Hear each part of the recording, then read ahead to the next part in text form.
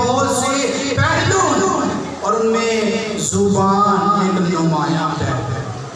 آج ہم کسی تعلق سے سیکھیں گے، میرے ساتھ خدا کے کلام میں سے نکالیں امثال کی پاک کتاب، اس کا 18واں باب اور اس کی 21ویں آیت، صفحہ نمبر 633 پر۔ امثال کی کتاب 18واں باب، اس کی 21ویں آیت، صفحہ نمبر 633 پر۔ اگر کوئی پڑھنا چاہے تو ضرور پڑھ سکتا ہے۔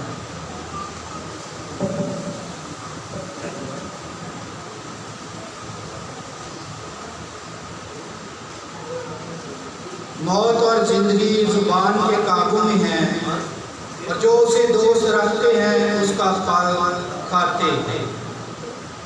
خداوند کا کلام یہ بیان فرماتا ہے کہ موت اور زندگی دونوں چیزیں کس کے قابو میں ہیں؟ زبان کے قابو میں۔ اور لکھا ہے جو اسے دوست رکھتے ہیں اس کا پھل کھاتے ہیں۔ اس کا مطلب یہ ہے کہ ہمیں اپنی زبان کو اپنا دوست بنانا چاہیے۔ ہاللیلویا!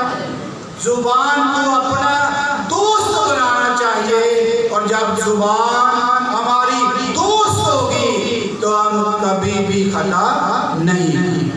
جو اچھا دوست ہے، جو اچھا فرینڈ ہے، وہ کبھی بھی کسی کو نقصان نہیں پہنچاتا۔ ہاللیلویا! اس لیے خداوند کا کلام یہ سکھاتا ہے کہ ہم اپنی زبان کو اپنے قابو میں رکھیں۔ آج دنیا کے اندر سب سے بڑے معاملات جو ہیں وہ زبان کی خرافات کی وجہ سے،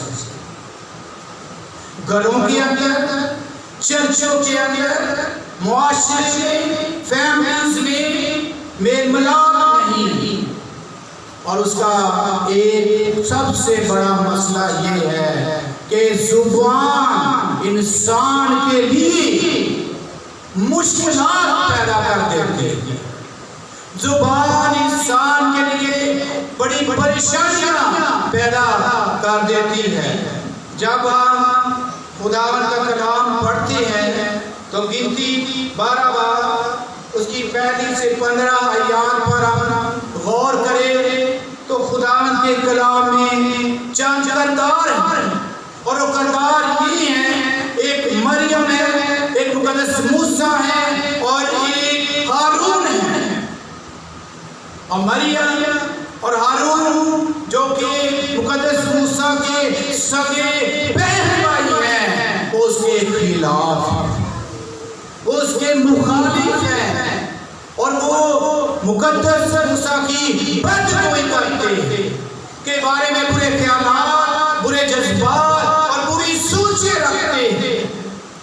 مگر خدا کے نبی کے جو خلاف ہے، خدا کے خلاف، خدا کے خادم کے جو خلاف ہے وہ خدا کے خلاف ہے۔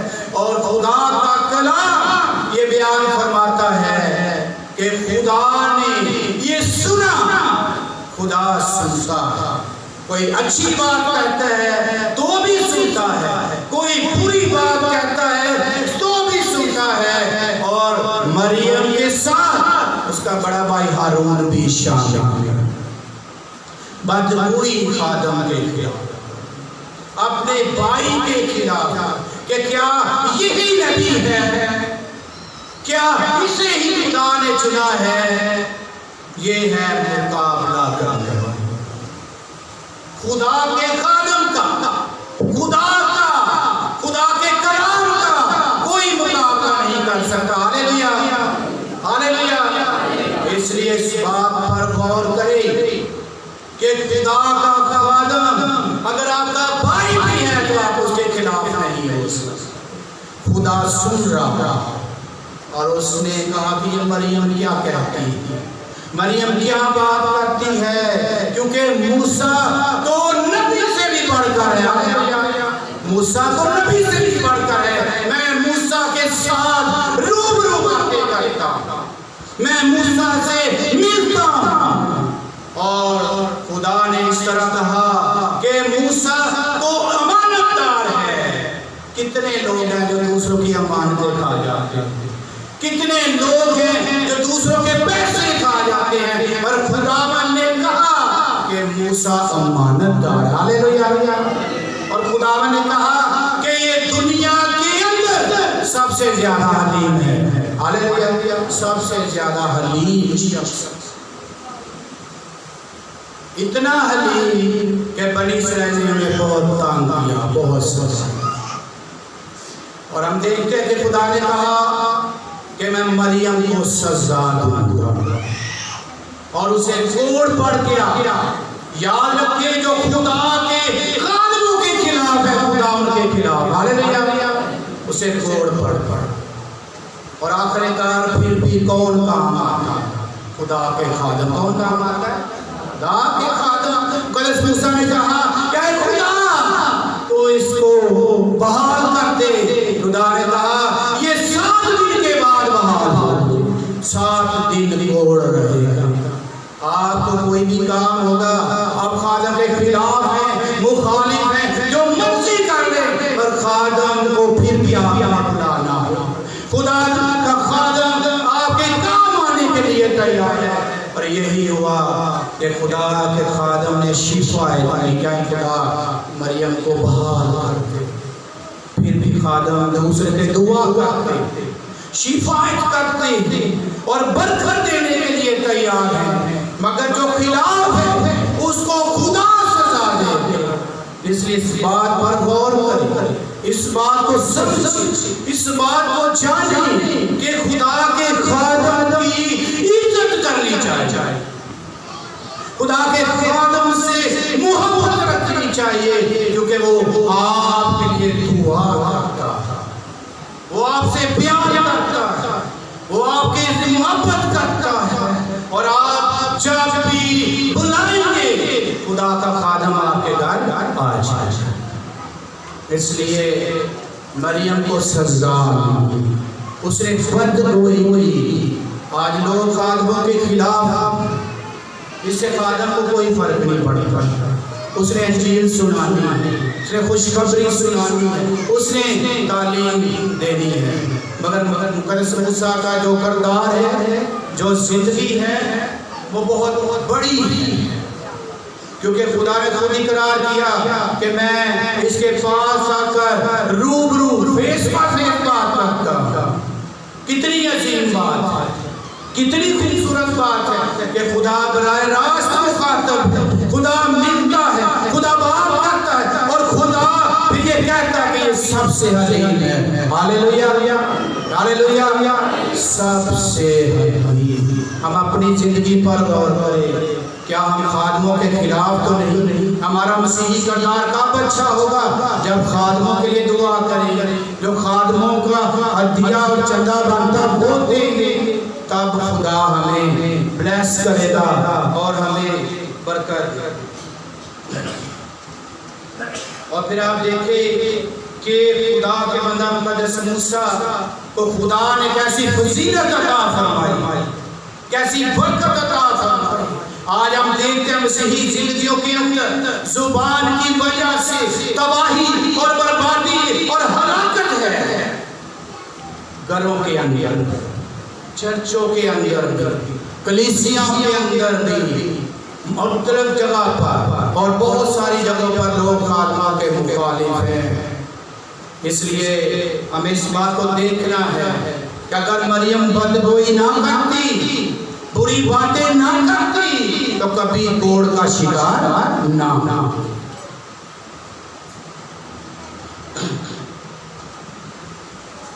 اور اس بات کو یاد رکھیں کہ ہر شخص خدا کا دیدار کرنا چاہتا ہے۔ اگر میں کہوں نا کون تو سب ہاتھ کھڑا کریں، پر خدا کا دیدار کون حاصل کرے؟ جو خدا کے بیٹے پر ایمان لاتا ہے، جو یہ اقرار کرے کہ میرے گناہ خدا کے بیٹے نے معاف کر دیے، ہاللیلویہ، جو یہ کہے کہ میں ہمیشہ کی زندگی کا وارث، وہ خدا کا دیدار حاصل کرے گا۔ بھائی اس کے بعد کوئی کام کرے، آواز یہ گونج رہی ہے۔ اس لیے ہم اپنی بات پر آئیں گے۔ مقدس موسیٰ نے خدا کا دیدار حاصل کیا، ہم بھی خدا کا دیدار حاصل کر سکتے، خدا یسوع میں رہ کر، خداوند یسوع میں ہو کر۔ اور پھر زبور 62 اس کی 4 آیت میں لکھا ہے، وہ اپنے منہ سے تو برکت دیتے ہیں پر دل میں لعنت کرتے ہیں۔ کتنے لوگ ہیں، کتنے افراد ہیں، کتنی زندگیاں ہیں جو کہ منہ سے برکت دیتے ہیں۔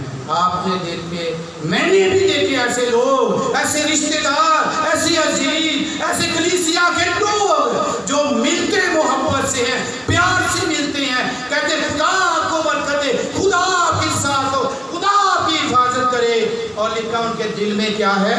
لعنت۔ اور جو دور تھوڑے سے چلے جاتے کہتے ہیں جی دفع کرو اس کو، چھوڑو اس کو، یہ گندا رشتہ دار ہے، یہ گندے لوگ ہیں، اندر لعنت بھری ہے۔ اور لعنت کا مطلب ہے بد دعا دینا۔ لعنت کا کیا مطلب ہے؟ بد دعا دینا۔ اور ایک مسیحی کو تو کسی کی بد دعا نہیں لگتی، ہاللیلویا۔ ایک مسیحی کو کسی کی بد دعا نہیں لگتی۔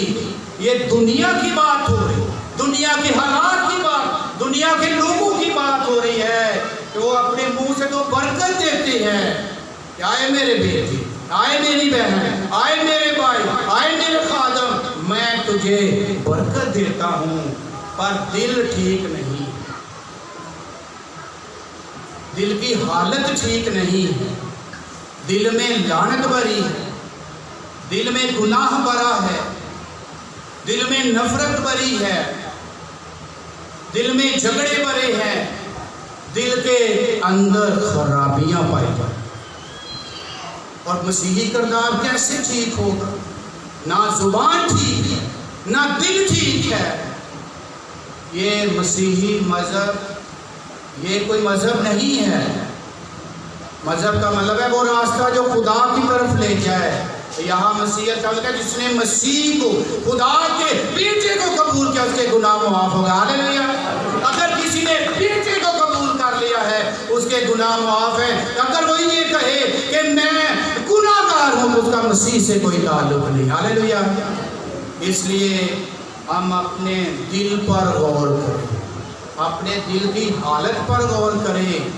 گالیاں دینا، بد کرداری کا ذہن رکھنا، یہ ساری چیزیں مسیحی کردار کی نہیں ہیں۔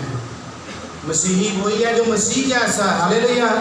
مسیحی وہی ہے جو خادم سے پیار کرے، مسیحی وہی ہے جو خادم کی عزت کرے، جو چرچ کی رسپیکٹ کرے۔